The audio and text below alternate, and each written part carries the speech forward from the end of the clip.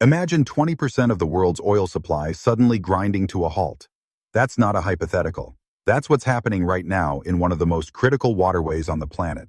And the consequences are already being felt at gas pumps, in boardrooms, and in government offices around the world. The Strait of Hormuz is a narrow passage connecting the Persian Gulf to global markets. On a normal day, around 100 massive oil tankers pass through it, carrying crude oil and liquefied natural gas to Asia, Europe, and North America. It is the single most important choke point in the entire global energy system. And right now, ships have stopped moving through it.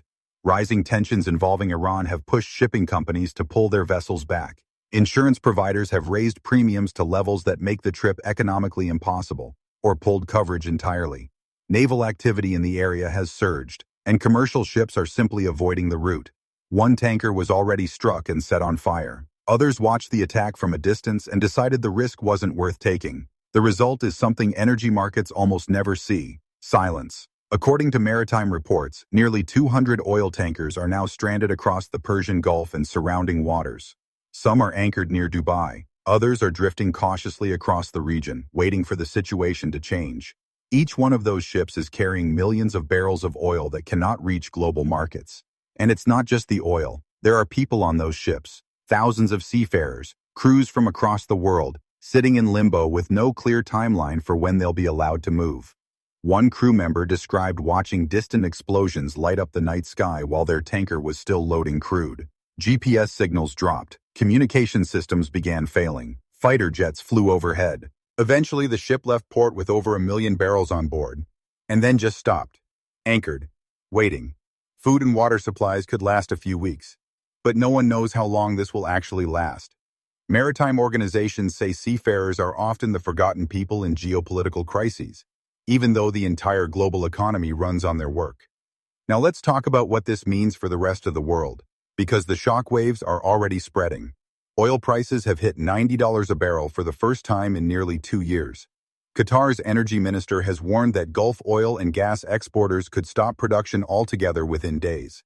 That's not just a Middle Eastern problem. Higher oil prices mean higher fuel costs. Higher fuel costs mean higher prices for almost everything: food, shipping, manufacturing, travel. Economies that were already under pressure are now facing an additional hit they didn't plan for. Governments around the world are now urgently searching for alternative energy sources. And that search is pointing toward one country that most people wouldn't immediately think of: Canada. Unlike Gulf producers, Canadian energy exports don't go anywhere near the Strait of Hormuz. A major pipeline connecting Alberta's oil sands to Canada's Pacific coast now moves hundreds of thousands of barrels of crude per day to export terminals. From there, tankers cross the Pacific directly to Asian markets, completely bypassing the Middle East.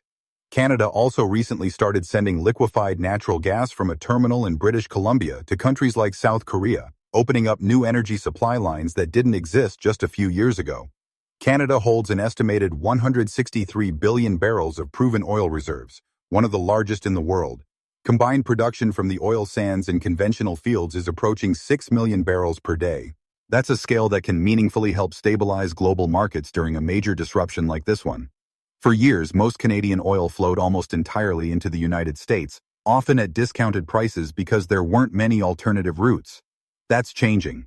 Asian buyers, including India and Japan, have been quietly building new relationships with Canadian suppliers, looking to reduce their dependence on Middle Eastern supply. Moments like this crisis are exactly when those investments start to pay off. Now, none of this means the global energy system is going to restructure itself overnight. Canada cannot replace Middle Eastern supply on its own, and the logistics of rerouting global oil flows take time. But what this moment does reveal is something important about the modern world: how fragile the system really is. When one narrow corridor goes quiet, the ripple effects spread across oceans, economies, and political alliances almost immediately. Oil prices spike, supply chains scramble, countries that seemed irrelevant to global energy markets suddenly become critical players. Right now, the tankers are still waiting, the crews are still watching the horizon, the Strait of Hormuz remains tense, and the world is being reminded, once again, that the global economy hangs on some very thin threads. We'll keep covering this story as it develops. If you want to stay updated, hit subscribe so you don't miss our next video.